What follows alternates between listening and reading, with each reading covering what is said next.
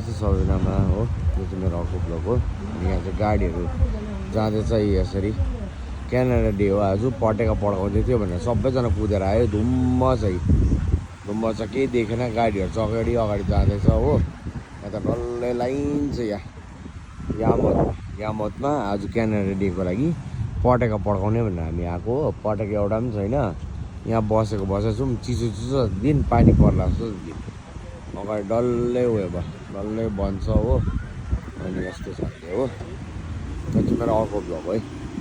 अनि तपाईँहरूलाई के कसो लाग्छ, राम्रो लाग्छ होला यसो हेर्दै गर्नु, मन पराइदिँदै गर्नु है। तपाईँहरूको माया, तपाईँहरूको सपोर्ट सधैँ होस् है।